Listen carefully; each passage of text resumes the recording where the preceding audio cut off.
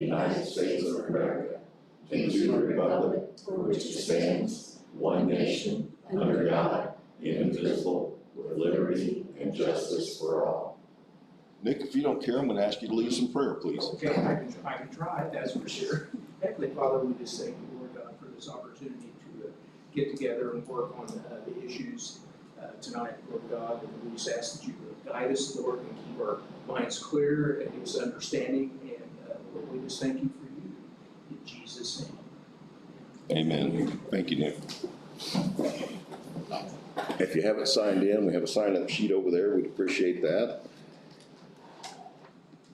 Okay. First on the agenda is approval of minutes for July the 6th. Do I hear a motion to approve? I'll make that motion. And I'll second that. All in favor? Aye. Aye. In the matter of claims, before we go ahead and make that motion, I'll have Jim speak briefly on our situation again. Sure, if I may, I will be brief. Commissioners, I did review the claims docket, so some generalities for everyone. On July 14th of 2021, the general fund did have a negative balance, which is not unexpected. The negative balance on the 14th is approximately $271,987. You do have general claims from the general fund upon your docket to be approved. The general claims funds amount to $43,169.90. So, just in rough math, obviously, if by approving these claims tonight in the general fund, the negative balance will grow to over $300,000 in the general fund. It's also my understanding, I could be wrong, but I believe there's still one more payroll cycle left in July. The general payroll is in the range of about $125,000. It's very general numbers. So the projections would be for the negative balance to be in the red, for about between $425,000 and $450,000 is the expectation by the end of July. However, if I would say a couple, pure opinion now, the $43,000 is a low number based upon the typical amount of claims that the county normally has. Additionally, you do have claims submitted not in the general fund, but out of Human Bridge, EMS, Highway, 911, and Owen County Road Sign. There are funds to cover all of those claims. So this is only the general fund, which is the issue. I would say too, tomorrow, on July 20th, the Owen County Council, the fiscal body, is going to be reviewing some different options and make decisions, but my understanding is there might be some action based upon the plans. So at some point, August, September at the latest, I would expect that the general fund claims are going to be redirected or rerouted to other funds.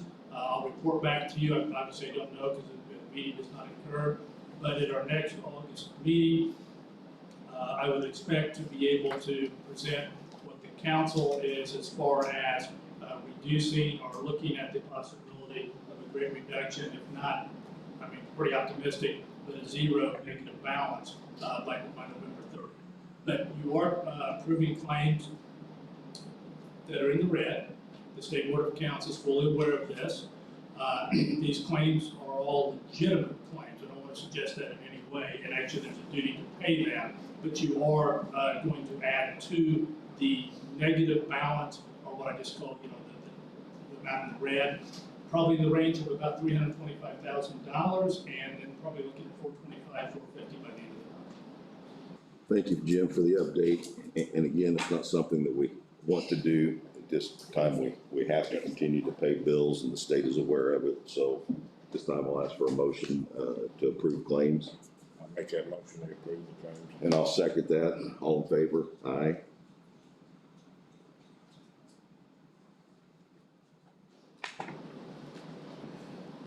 Okay, old business, IU Health contract. Is there anybody here from IU Health? All right, Jim, you want to touch on this Sure, again? I and just pretty much, I mean, the cliche of broken record. I have reached out to IU, the insurance. They're reviewing it. What it is, just the background, in order to secure a guaranteed rate for next year, 2022, they have a healthy results, but one of the elements of the healthy results contract is that an additional 5% by Owen County is paid to reduce the cost of the funding of individuals' health insurance. To my understanding, the county already pays 94% of that. That would raise all the way up to 99%. Based on just previously what we just talked about on the claim, that does not seem to be a viable option at this point for Owen County to spend another 5%. My understanding, Value Health has not declined this, that they're looking into it, but they have not given a positive nor negative answer as of the meeting.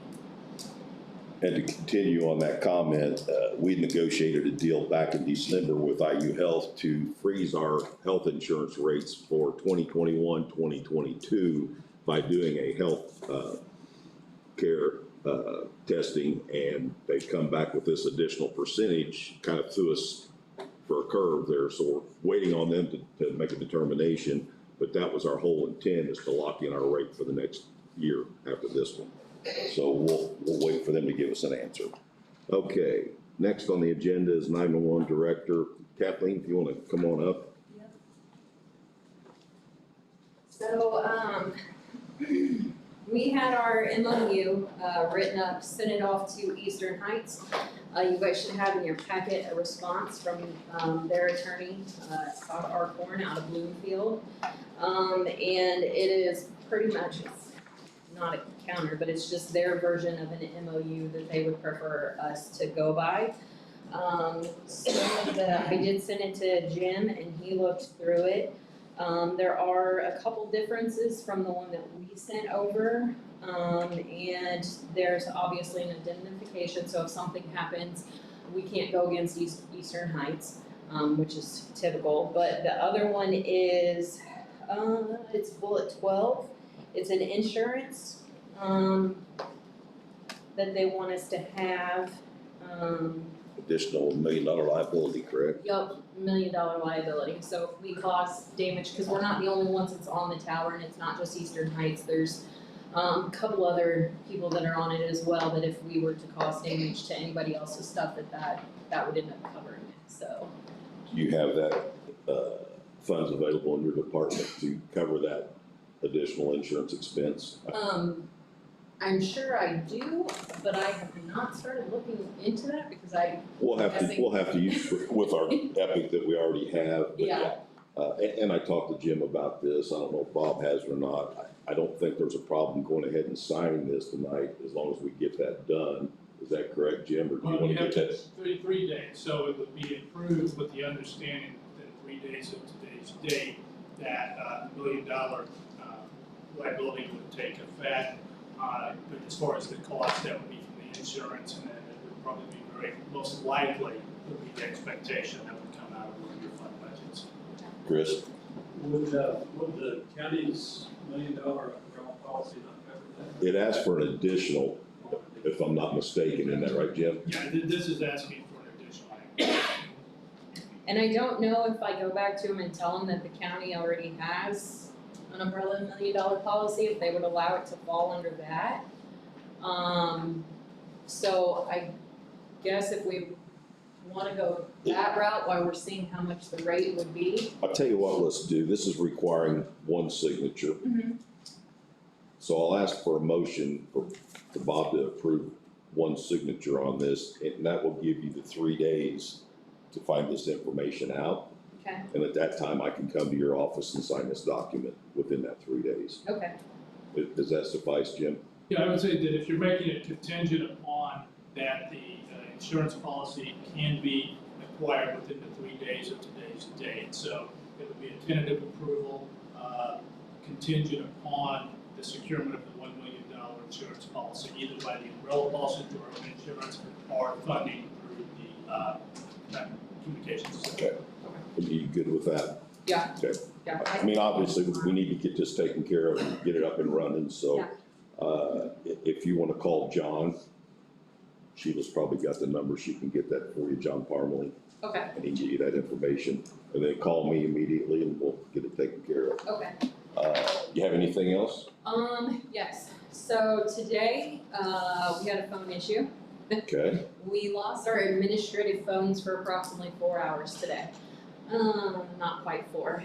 They went down at about 11-ish and they came up 12:31. So what happened was we had a digital to come out to remove their equipment from the jail.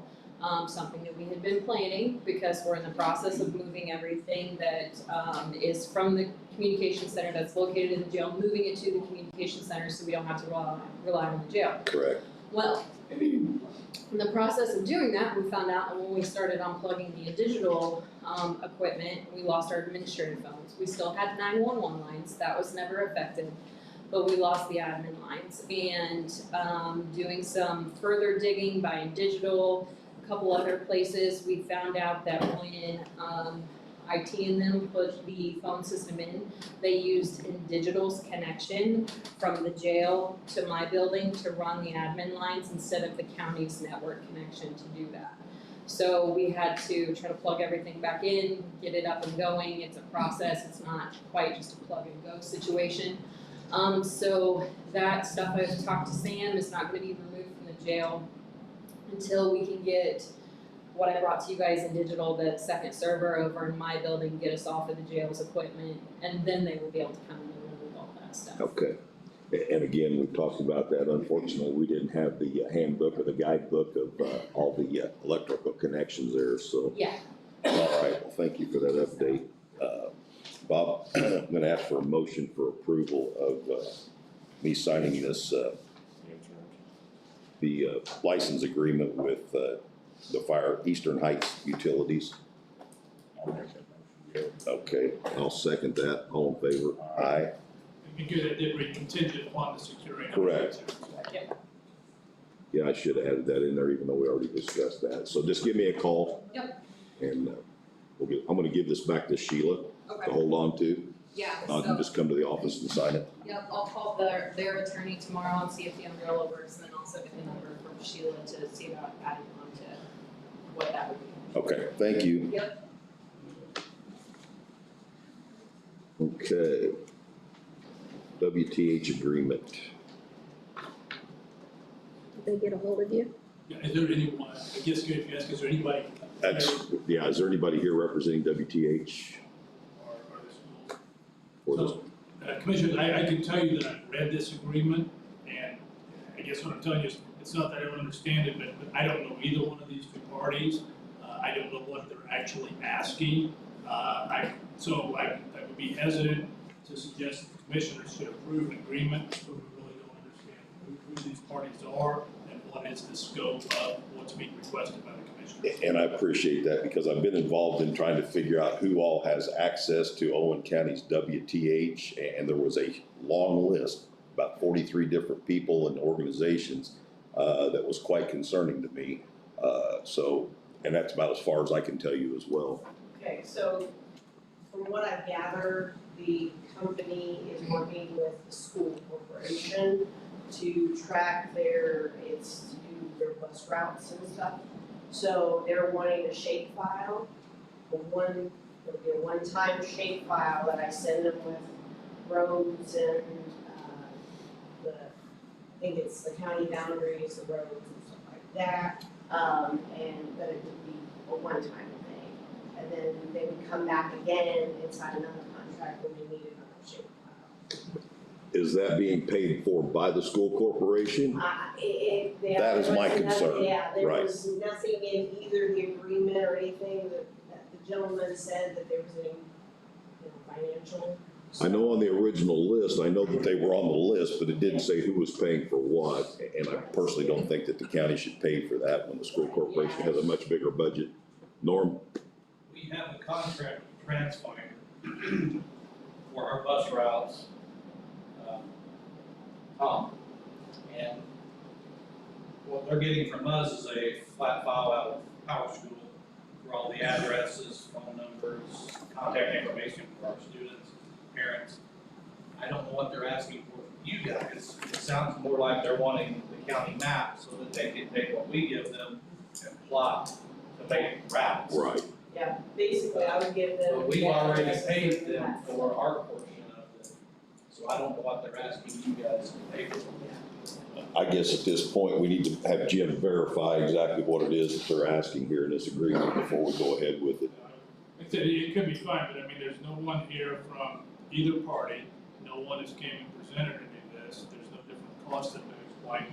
Not saying it's not totally legitimate and it's not a good service, but there's no way I can recommend to you what any substantive portion of this contract. Yeah, we're all inclined at this point, so. And the gentleman that sent the original email replied back that they were out of New York and they were going to see if somebody from the school could be here and or contact Jim. So I'm assuming it Okay. happened. Well, at this time, I'll make a motion to table. I second that. A motion myself, second by Bob. All in favor? Aye. Aye. And again, Sheila, I'll pass this one back to you as well.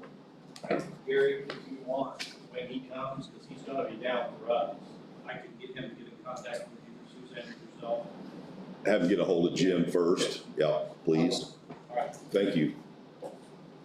Okay, clerk's office, shredder purchase.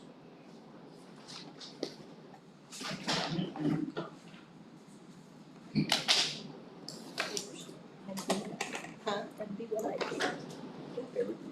Oh, yeah. Do we leave one on Dale's area? Yeah, go ahead and leave it there.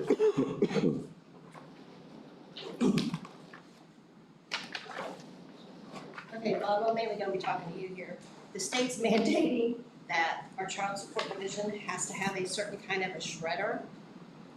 Okay, yeah. And there's 3 estimates, yeah, I'm not kidding.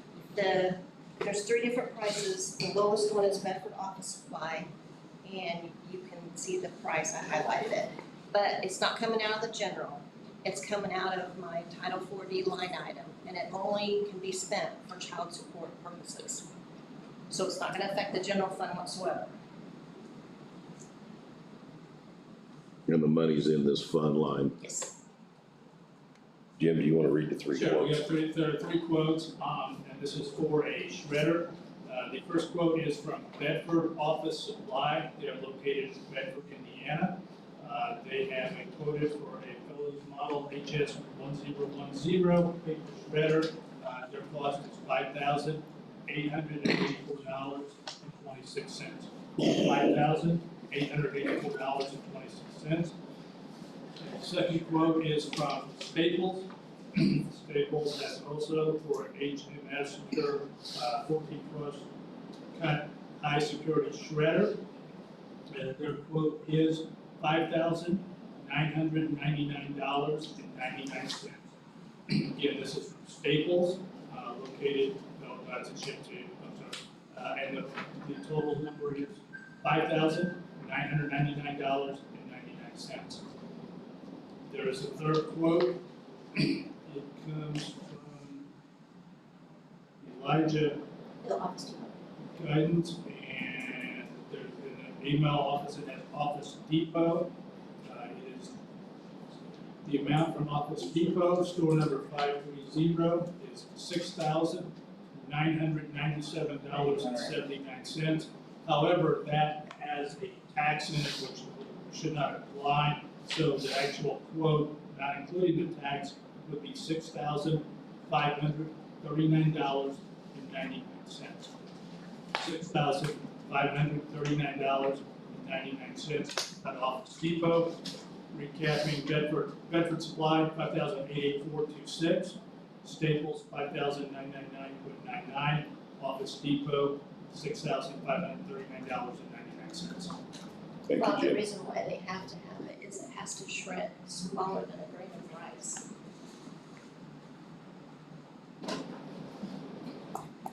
Well, it looks like Office Depot is the lowest price and obviously is the, No. or excuse me, Bedford Office Supply, I'm sorry, is the lowest price at $58.84.26 and is a company that we deal with and services our machines, correct? Yes.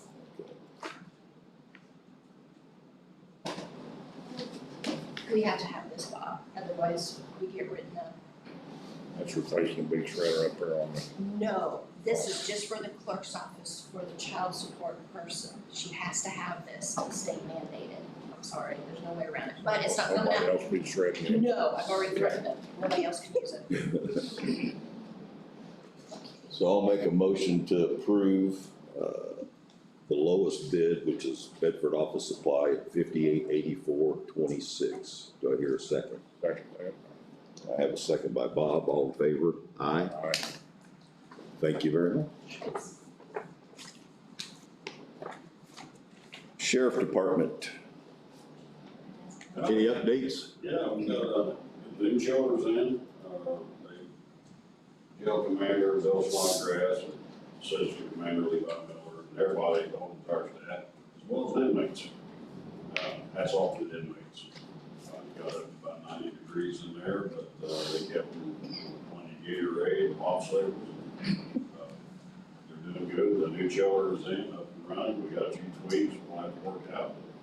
Other than that, thank God, it's in, up and running, and it's down to like 72 degrees in low fumes. Good deal. Other than that, What about the cameras? cameras. Did you have trouble with the cameras or something? Yeah, and, they're waiting on fourth base to come down and help us with some camera situations. Working on that. Other than that, God's good, we're moving forward, All right. Thank you, Sam. so you're welcome. Very quickly, Sheriff's Commission, I did get some responses back from the letter that was approved. If that's Oh, yes, okay. yes, sir. Yes. Response on that. So, the background on here, in order to build a new jail or consider a new jail, it's required by Indiana law to reach out to surrounding counties to determine whether or not they can house inmates. Now, the sheriff and RQAW and Garmont had already had basically a crystal clear no for any regional facility. This was a follow-up with the jails being willing to actually house Owen County inmates. So it would not be a regional facility, it would be the transfer of Owen County inmates to different counties.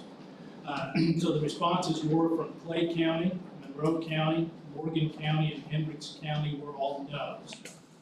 They did, especially Morgan County wanted me to pass along. The sheriff ever did have an emergency like a weekend or something like that, as many of the other counties would say. But as far as any formal transport, any long-term, Clay, Monroe, Morgan, and Hendricks are a no.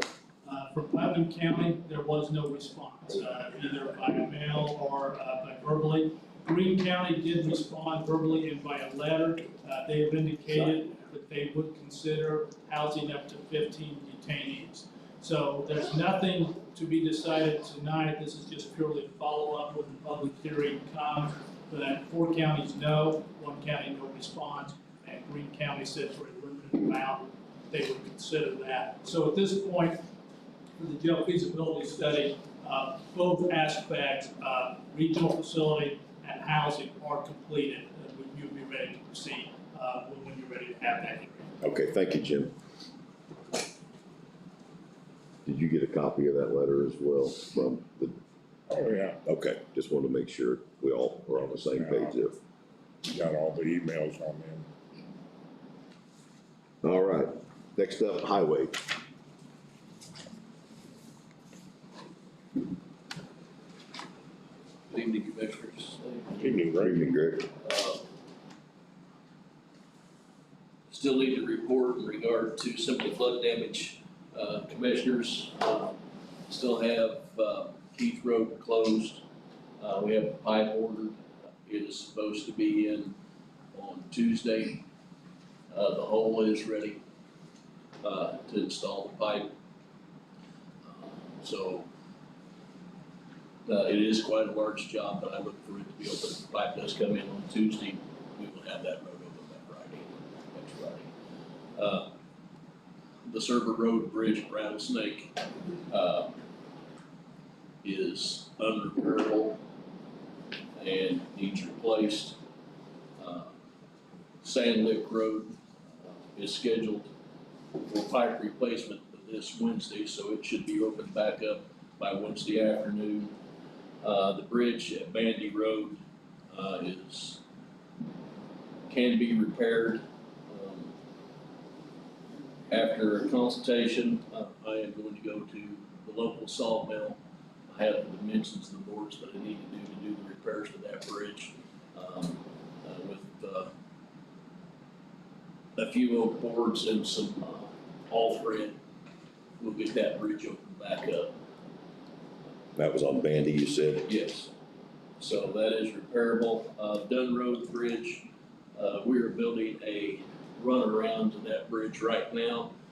Prior to the new bridge being built, there was a runaround there for years where the old bridge stood. So we're putting that back in. That bridge needs some extensive repair. We've got it cleaned out from underneath. We've pumped the water out once, but then when it's beyond the highway department's ability to fix, it's gonna need a lot of concrete work. So we need to put out quotes for Server Road and Dunn Bridge, both. Yes. Server will be a replacement. Dunn is a repair. And then, White Road, Got 8 minutes.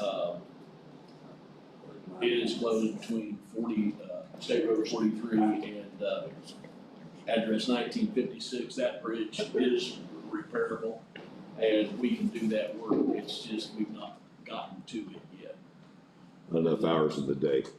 Yes, and then, Kelly Road Bridge is, proceeding very well. The wing walls and the headers are poured and they're ready to start laying steel. Looked at it today, so. Moving pretty good, yeah. It's proceeding very well.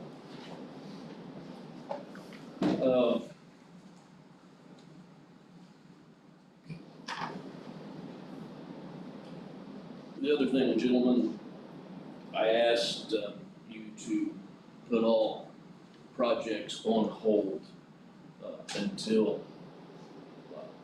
further notice of work that we were going to do ourselves that did not include community crossings. I know that I've spoke with Commissioner Burton. He's looked at the road with me in his district, but Truesdale Road from 231 to McFerrin Road, Commissioners, is quite savable if we put a little bit of money into that road. And I'm not talking a lot, but we already have the 11 stone on the lot. We could chip seal that and get that road back together. Then I have 2 prizes for you. I could do just chip seal, the double chip seal over top for $14,000. I've already got the other material on the lot, but it takes another $14,000 to do that job if I just chip seal. If I put a fog over top of that, which would be what I would suggest, but we would have to see how money would go, we'd have to add another $13,000 to that. Which is what the state's been doing with their chip and seal, is fog sealing it after they're done. That's exactly what they're doing. Commissioners, I know we're pinching pennies right now, and I'm pinching about as hard as I can, but if we could save this road without just absolutely losing it, I would suggest that we do so. After that, and I think we have to do this one step at a time, but Du Bois Road in Commissioner Du Bois' district is another road that if I could get that road sealed, we could save that road. But again, we have to have the money to do that. Unfortunately, Commissioner Curry, the roads in your district are either in really good shape or really bad. I don't have any that fit that situation. But it is, that's to do 1.1 mile of road chip and seal from 231 to McFerrin. Stone is already purchased. The only thing I'd have to do is purchase the oil. Both of these roads were already pre-approved, we just put them on hold, correct? We put them on hold. Financially, do you see that you have the money to take care of these with the money that's coming in? Gentlemen, I am on a razor's edge right now. I think I can do one, but I have to sit back and see if I can do the other. But I need, so I'm only asking you to approve one of the shortest. And then let me come back sometime August into September and see where I'm at. Which of the two are the shortest roads? I mean, Truesdale. Okay. Which one has the most population? Yeah, it's pretty heavy travel too. and the thing about it is, commissioners, the other part is that road, had community crossing money put into it, last year, excuse me, 2 years ago. 2 years ago, from McFerrin to Stone Mountain, so it's really good. It would keep that entire, or most of that road in good shape. There is another section that is really bad that I can't do anything with. Well, for $27,000, it looks like, versus if we let it go another year, it's gonna be $200,000. That is correct, or more. Greg, obviously, you know your budget. If you feel comfortable with that, I'll make a motion that we approve them to go ahead and do the chip and seal on Truesdale Road that we've already approved. This is just something that we're pulling off of the. I'll second. Got a second by Dale. All in favor? Aye. 3-0. Thank you, commissioners. The next thing. Oh, excuse me, that was the 27,000 was the fog seal and the chip and seal, correct? You guys were understanding that? That's what, okay. 27,000. Sheila's questioning here, I'll make sure I get it right. No, you're doing your Commissioners, job. that's at the top end. I'll squeeze every penny out of that to make it cheaper. Yeah, and we know you will. Secondly, I have laid off an operator, I've laid off a hole patcher, and I have laid off a laborer. I am getting ready to lose my part-time truck driver because he's going back to driving a school bus. Commissioners, I had another truck driver turn in their resignation. And to be quite frank with you, I don't think it was because of money, it was because everybody has to pitch in now in these dire straits, and they didn't like having to shovel asphalt instead of just driving a truck. So, I believe that was part of the reason, because everybody is doing whatever I need at the county garage right now. That being said, down that many employees, I'm requesting permission to go in front of the council and ask to hire a truck driver if one becomes available. I have none in the wind, I have no applications, but I'm asking for permission to ask them to allow me to hire or advertise for a truck driver to hire. Now, it sounds like you're down about 5 employees, so you're not adding anything, you're just replacing one. I hear a motion to approve Greg to approach council for employee.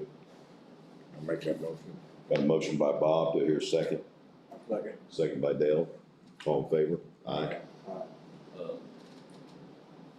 Gentlemen, the only other thing I had is Jack Waltrip is here with our bridge books. He needs to present those to you tonight from United Consulting. You need a 2-wheel cart, Jack. Yeah. Gentlemen, Jack Walter, United Consulting. I'm here to present your 2002 Phase 2, 2020 Phase 2 bridge inventory. NDOT used to make sure that we gave everybody up here, all 3 commissioners, the auditor, highway superintendent, one of these big books, so everybody can go through it. I don't know what it is. I don't know what it is. So, we've done a thumbnail sketch that we started, makes it a lot easier for everybody to understand. And I will not have to present that whole book to you. In this book, there's 2 fobs. So everybody gets a fob, so that you can put it on your home computer, your laptop. It will take the place of this. Right. This brief, this is just a brief thumbnail sketch of your bridges in the county. Owen County is in full compliance with state and federal regulations on the bridges. You have a total of 112 bridges. And then on each page to this book, it gives recommendations on what the county highway can do to kind of hold off having to replace bridges, you know, maintenance schedule. And Greg, they do a good job. So like on page 9, recommended maintenance items. On page 16, you have 26 load posted bridges. And that's, bridges will not carry a certain truck, you know, school bus or whatever, you have to post it. And you got 26. You got 4 fracture critical bridges and 8 sound critical critical bridges. I'll get it out in a minute. And right here it gives the top 5 bridges that need to be replaced now. After what happened about, a month, 6 weeks ago, this could have changed. Sure. Big time, big time. And then, next are the top 5, bridges that need rehab. Again, that could have changed a month ago. So, on the backside, it gives a comparison to Owen County to what's in the state. And so, here, you know, you have 112 bridges, the number of counties average in the state's 144. Traffic count, 1,600 all count, Owen County 310. Average age, 44, Owen County 45. So it just kind of gives you a rundown of how you compare the state. So all in all, I mean, I know the money's tight, it's tight everywhere. You're not in bad shape. I mean, you'd like to be in a lot better shape than everybody would. Sure. Anybody got any questions? Jack, just appreciate what you do for us. Hey, we try. I think, have you been in touch with Nick Coker? Okay, good enough. Okay, Nick's taking care of you. He's good. I speak with Nick often. Anything I need, I call Jack and somebody's with me immediately, commissioners. And so you know, I had reviewed this. I reviewed it with Nick Coker, and I have signed off on it. Okay. Excellent. Perfect. Y'all have a great evening. Thank you, Jack. Talk to you soon. All right. Jim, appreciate what you do for us. Appreciate you. Get to work. Yeah.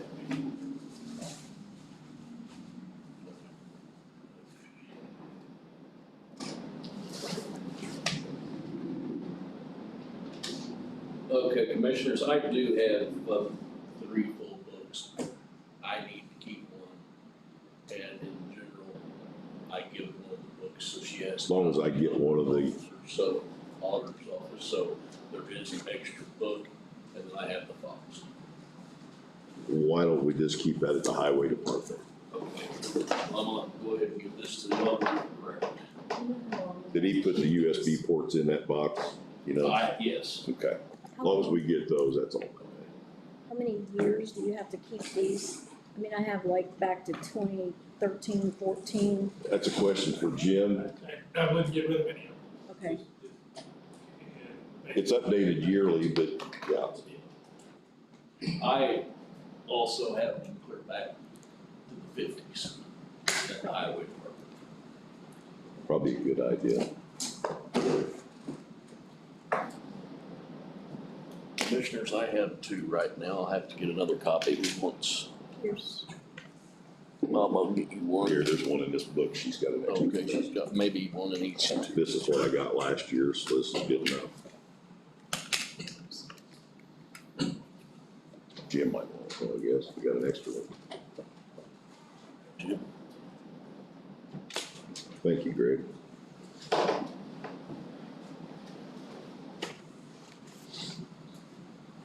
I have nothing. Nothing else? Okay. Greg, again, appreciate all you guys do out there. Keep our roads safe and in good shape. We appreciate it. You guys have anything, Greg? I need to talk to him person to person just a minute. We'll have to do that after the meeting or out at the highway. Yeah. Okay. You gonna stick around a while? Okay. All right. Next up, special events application Rev 20. Good evening. In Carpenter, and Melody Carpenter here representing Rev 20 Christian Music Festival.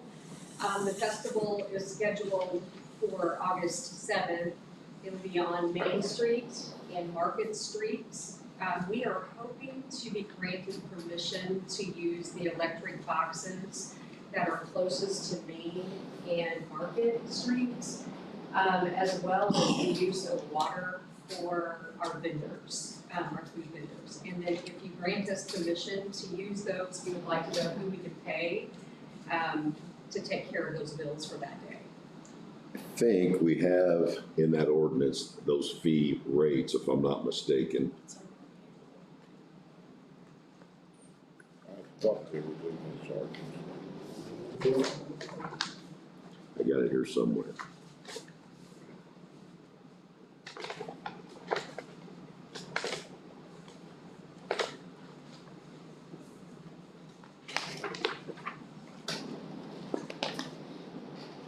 You're not wanting to use the lawn itself, you're just gonna use the streets and have access to the electric and water, is that correct? Correct, yes. I see all the application, but I don't see, here we go.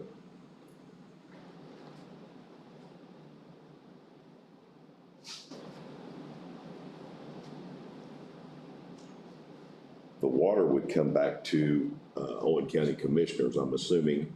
The electricity is still under the Lions Club and has never been changed. It has been changed, excuse me. So is that back over into our hands now? So both of those would be made out to Owen County Commissioners. All right, wonderful. What are our estimated fees? I want to say, and it's not listed on here, and I don't know why, because I know somewhere we have a fee schedule. I want to say it was $25 for each one of those. Jim, do you remember by chance? It left an option for the commissioners, but 2025 would be acceptable, right? Yeah. It's going to be determined by the commissioners.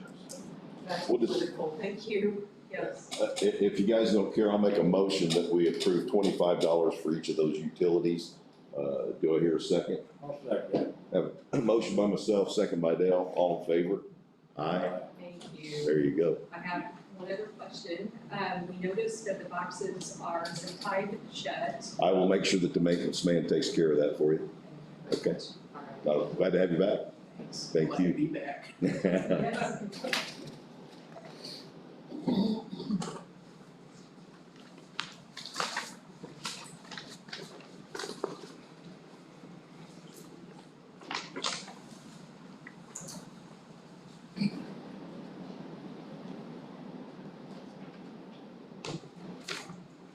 I just wrote on there $50 for total fee. How's that? You want this whole thing back? Yeah. Okay. Yeah, I don't need it. Okay, now, after I shuffled all those papers, I lost my agenda. There we go. And the 911 event, we already took care of that prior to the meeting. Next up is the ordinances recertifying commissioner council districts. The commissioners, this is a very technical ordinance. It is 3 pages long and a lot of code citations. The essence of it is that every 10 years there's a census looking at the population, and it's required by Indiana law to either establish new election districts for the commissioners and the county council or to recertify. After the examination of the census matter, they can be recertified. So this election ordinance is based upon your approval, would be no change in the election districts in any way. Not for the commissioners, not for the county council. I think this would be starting, the way I understand it, this would be the 3rd decade that these would, at a minimum, would be the exact same districts and no significant population changes in these. So, must be read out loud. Again, I do apologize for very, lots of code sites. Ordinance number 2021-12, ordinance recertifying Owen County Commissioners and Owen County Council districts.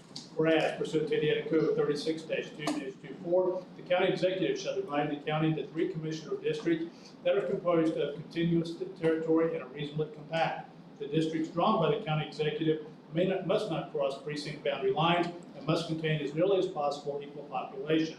Whereas pursuant to Indiana Code 36-2-3-4, the county executive shall divide into the county 4 contiguous single-member county council districts that are compact, subject only to natural boundary lines, do not cross precinct boundary lines, and contain nearly as possible equal population.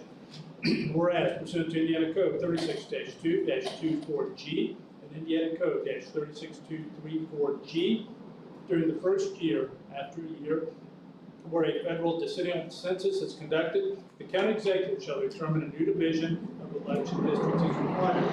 If the county executive determines that a new division is not required, the county executive shall adopt an ordinance recertifying the district as previously drawn, which comply with Indiana Code 36-2-24 and Indiana Code 36-2-34. And whereas pursuant to Indiana Code 36224H and Indiana Code 36234H, each time there is a recertification, the county executive shall file with the circuit court clerk of the county, not later than 30 days after recertification, a map of the district boundaries recertified under Indiana Code 36224G and Indiana Code 36224G.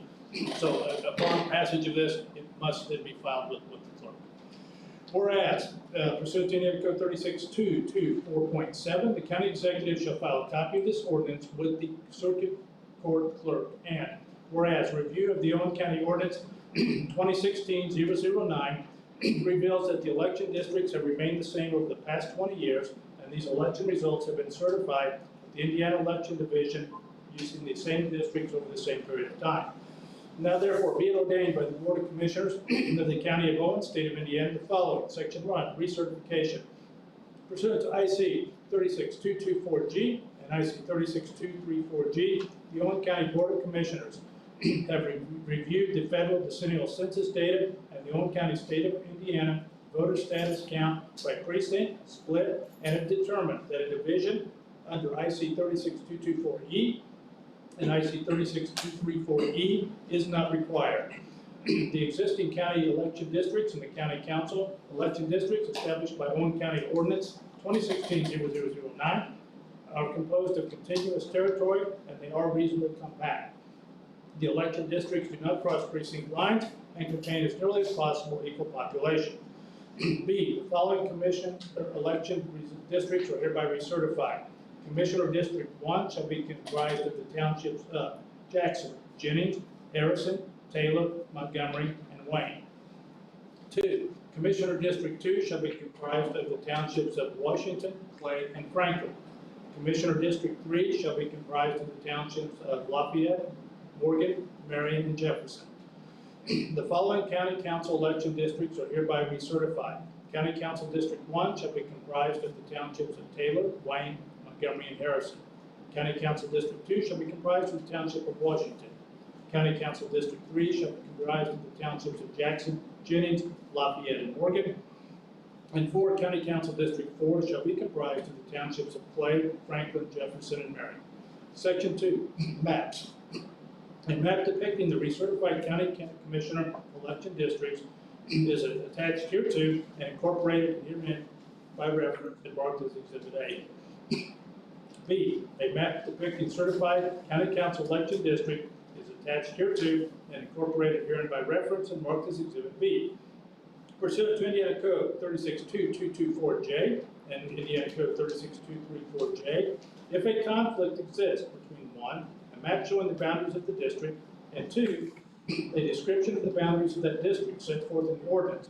The district boundaries that are a description of the boundaries set forth in the ordinance, not the boundaries shown on the map, to the extent there is a conflict between the description and the map. Section 3, clerk. Pursuant to Indiana Code 36224H and 36234H, the county executive shall file with the circuit court clerk of the county not later than 30 days after the recertification occurs, a map of the district boundaries recertified under IC 36224G and IC 36234G. Pursuant to Indiana Code 36-2-3-4.7, the county executive shall file a copy of this ordinance with the circuit court clerk. Section 4, severability. Pursuant to IC 36224I and IC 36234I, The provisions of this ordinance are severable. The ordinance must be construed if possible to comply with 36.2224 and 36.234. If a provision of this ordinance or an application of this ordinance violates a section of the above statute, the invalidity does not affect the other provisions or applications of this ordinance, and it can be given effect without invalid provision or application. Section 5 repealed. This ordinance supersedes all other ordinance or parts of ordinance which have conflict with its provisions, and any such ordinance is hereby repealed. This ordinance shall become effective immediately upon its adoption and publication by law, passed and adopted by the Board of Commissioners of Owen County, State of Indiana, regular meeting, now today's date and month of 2021. Owen County Board of Commissioners, Gary Wood, President, Robert Free, Vice President, Bill Du Bois, Commissioner, attested by Sheila Reeves, Auditor, and this ordinance does include maps A and B of the recertified districts. What was the ordinance number again, Jim? 2021-12. Thank you. Gentlemen, have any questions? Any concerns? Everything good? How much, that changing much? It didn't change any at all. Hadn't changed in 30 years. All right, this time I'll ask for a motion for approval of ordinance number 2021-12, an ordinance recertifying the Owen County Commissioners and County Council districts. I'll make that motion. I have a motion by Dale. Do I hear a second? Second. Second by Bob. All in favor? Aye. We'll sign this sheet and we'll leave it up to you to get it to the clerk's office.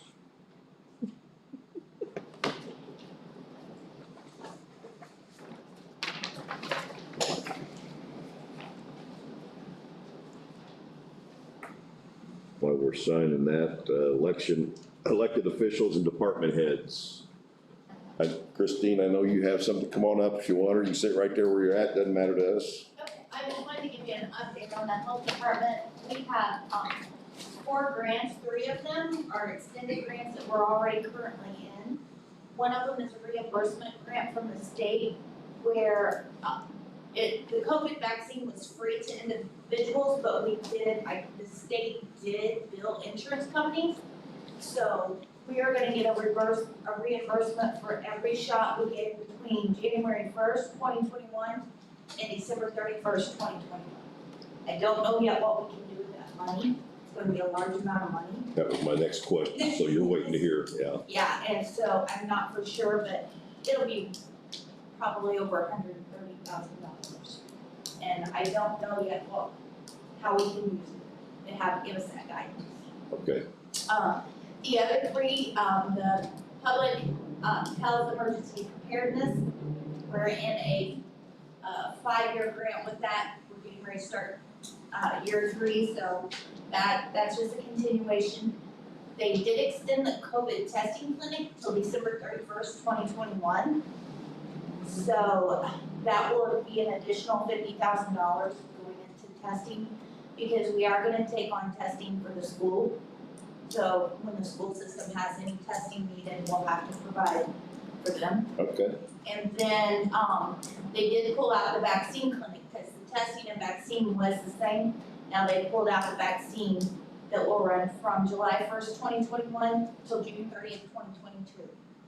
And it will have a separate, fund number and account line item. Okay, so it's a separate entity then. Are you still holding that at the Family Center at the Nazarene Church? Yes, we are. Okay, And we're probably, after school starts, gonna look at trying to move it somewhere else. Because we had, in the beginning, we had no room, now we've kinda overgrown, I guess. So, probably slow down a little bit to where you don't need that big a now facility. with school coming back around, it's starting to pick up a little bit, so I figure after school starts, we'll see where we're at. Okay. Have we give them any other donation than your original donation? That's it. And I'll leave that entirely up to you. But I was also gonna offer a professional cleaning of the place, so. That's probably a very good idea. Mhm. Anything else? That's it. Chris? What? Suzanne? Nothing? Fred, we got you okay? Probably have one more thing. All right. No, you're done.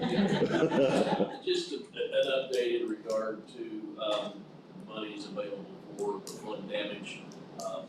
Commissioners, it doesn't look good. We probably any aid, either state or federal. There are some grants out there, one of them is a brick grant. That looks promising.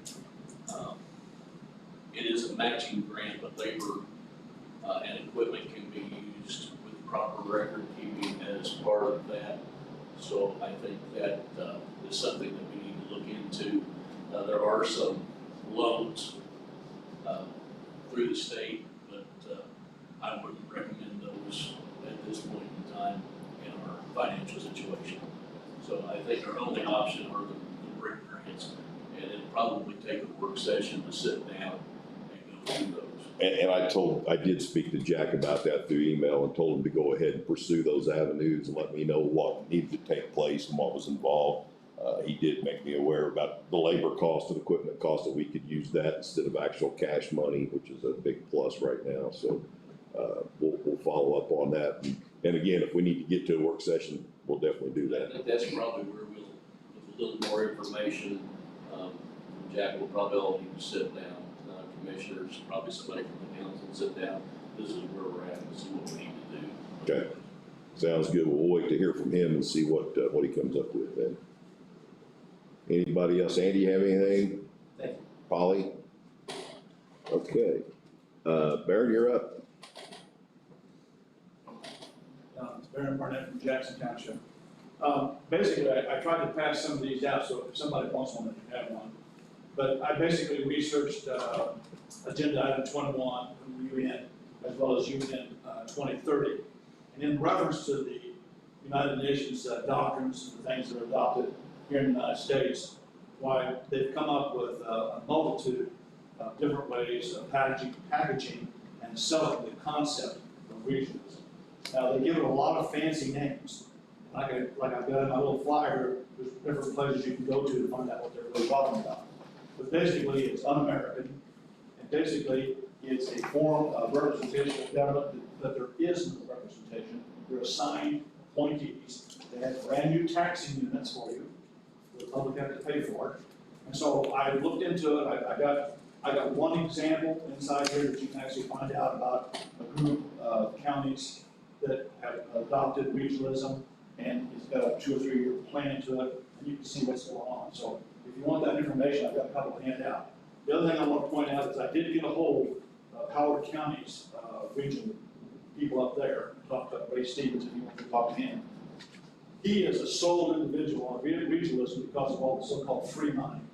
So when the governor was coming down here, like he's doing to other counties, he says, there's $500 million out there, we'll give you this money, if you'll sign up for regionalism, okay, right? The problem about it is, it makes them a government unit once you sign the paperwork for it.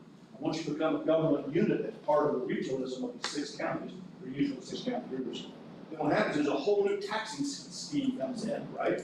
And the people that run the thing are all appointees. And it doesn't look bad in the first few years, but I never could get Ray Stevens, one of the Howard County, I never get him to commit on the fact of what happens later on. What happens later on is you don't need county commissioners, you don't need county councilmen, because the regional aspects of it makes it come out of Indianapolis. So in Owen County, it ain't gonna happen now, but about a few years down the road, you'll elect one person with your voting to represent on that council, right? And then out of Indianapolis, they'll send their people down to represent. So your tax money and stuff will be going to Indianapolis, and they'll decide who's gonna get the bridges, who's gonna get whatever, okay, right? And then people lose local government if you go into the regionalism concept. And I've got it all down here for you, so you do your own checking. Don't believe me, you do your own research. I went through almost 700 some pages before I could finally find out what it's about. It took me about 7.5 hours. But this is what I got out of it. That's examples out of what I read. Other than that, the people that have bought into this thing, they think it's wonderful because it's all free money. But you and I both know there's no such thing as free money. Okay? So the deal about it is, read this, research it, make your own decisions, and I gave the county commissioners a copy and the county council.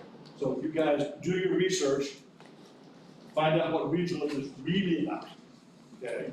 And you'll be able to understand the pitfalls and what it really does to American local government development. It's by committee, so, anyway, that's it, that's all I got to say, is do your research, it's about what's commonly you have. Thank you, Barry. Yeah, I'm done. And real quick, before I go to leave the department heads, Sheila and I had a meeting with Aaron Alsop, risk management leader from our insurance company, and lengthy meeting, and had several discussions for the departments to where we're going to try to implement some safety training programs, whether it be by video, Zoom, or in person. But it's something that we're going to try to implement, and I've got the list here. Sheila just passed it to me. To try to help us get our liability insurance reduced. It's astronomical, and we need to do everything we can. So if we can get, it's probably not something we're going to ask you departments to do. We're going to demand that they get done. I just want to bring it up in topic. We haven't decided on anything yet, but it's something that we're going to have to look at. I passed Chris on some information on some grants that are available that would help us reduce our liability by getting certain type of equipment. And I'm sure that would fall in your department as well, Sam, health department, a lot of Greg's for sure. So there's some things there, and I'll pass that list of grants out or email them to you so you can take a look at those. Safety equipment, if we have that, it does help reduce our rates. So just wanted to touch base on that real quick. Okay, Jim. Sure. Commissioner, I have one more resolution for tonight. The State Board of Accounts have contacted the Owen County Auditor and requested a copy of the policy of contracts with a relative of a public official. There could well be one, it just was unable to locate. So this is a resolution. It's mandatory under Indiana Code 36-1-214. This is straight statutory language, and it does have a number of definitions. It is 2 pages long. Resolution number 2021-22. A resolution establishing minimum requirements for a county municipality, a township when entering into or renewing a contract with an individual who is a relative of a public official. Whereas, pursuant to Indiana Code 36-1-214, the legislative body of the county shall adopt a policy which includes a minimum requirements set forth in Indiana Code 36-1-21, that sequence, for a unit to enter into or renew a contract with an individual who is a relative of an elected official. Whereas Indiana Code 36-1-21-4B, the annual report filed by a unit with the State Board of Accounts under Indiana Code 5-11-13-1 must include a statement of the executive of the unit stating whether the unit has implemented a policy under Indiana Code 36-1-21, that sequence. Now, therefore be it resolved by the Board of Commissioners, County of Owen, the following. Section 1, definitions. Unit, pursuant to Indiana Code 36-1-23, unit means any county, municipality, or township. B, elected official, pursuant to Indiana Code 36-1-21-2, elected official means 1, the executive or a member of the executive body of the unit, 2, a member of the legislative body of the unit, or 3, a member of the fiscal body of the unit. C, relative, pursuant to Indiana Code 36-1-21-3, relative means 1, spouse, 2, parent or step-parent, 3, child or stepchild, 4, a brother, sister, stepbrother or stepsister, 5, niece or nephew, 6, aunt or uncle, 7, daughter-in-law or son-in-law, and 8, for the purposes of this section, an adopted child of an individual is treated as a natural child of the individual. Section 2, requirements. A unit may enter into a contract or renew a contract for the procurement of goods or services for a contract of public works with 1, an individual who is a relative of the elected official, or 2, a business entity that is wholly or partially owned by a relative of an elected official, only if the requirements of this section are satisfied and the elected official does not violate Indiana Code 35-44.1-1-4. B, a unit may enter into a contract or renew a contract with an individual or business described in subsection A if 1, the elected official files with the unit a full disclosure which must A, be in writing, B, describe the contract or purchase made by the unit, and C, describe that the elected official, the relationship the elected official has to the individual or business entity that contracts or purchases. D, be affirmed under the penalty of perjury. E, be submitted to the legislative body of the unit and accepted by the legislative body in a public meeting of the unit prior to the final action of the contract or purchase. And F, be filed not later than 15 days after the final action of the contract of purpose with, 1, the State Board of Accounts, and 2, the clerk of the circuit court in the county where the unit takes final action on the contract of purchase. 2, the appropriate agency of the unit must make a certified statement of the contract amount or the purchase price was the lowest amount or the price bid offered. And B, make a certified statement of the reasons why the vendor or contractor was selected. And 3, the unit that satisfies any of the requirement under Indiana 5-22 or IC 36-112. C, an elected official shall also comply with the disclosure requirements under 35-44.1-14, if applicable. And D, the section does not affect the original term of the contract in existence at the time of the term of the office of the elected official begins. Section 3, annual certification compliance. Pursuant to Indiana Code 36-1-21-6, each elected officer of the unit shall annually certify in writing, subject to penalties of perjury, that the officer in compliance with this chapter. An officer shall submit the certification to the executive of the unit no later than December 31st of each year. Pursuant to Indiana Code 36-1-214B, the annual report filed by the unit, the State Board of Accounts, under IC 5-11-13-1, must include a statement of the executive of the unit, whether the unit has implemented a clause under this chapter. Resolution shall be in full force and effect immediately upon its adoption, publication by law, passed and adopted by the Board of Commissioners of Owen County, State of Indiana, regular meeting on today's date and month of 2021. Owen County Board of Commissioners, Gary Bird, President, Robert Cray, Vice President, Del Du Bois, Commissioner, Sheila Reed, Auditor, and that's Resolution 2021-22. Thank you, Jim. All right, gentlemen, do I hear a motion to approve resolution, number 2021-22? I'll make that motion. Have a motion by Bob, do I hear a second? I'll second. Have a second by Dale, all in favor? Aye. Sheila, we're sending all your signed documents to the end of the counter down here for you.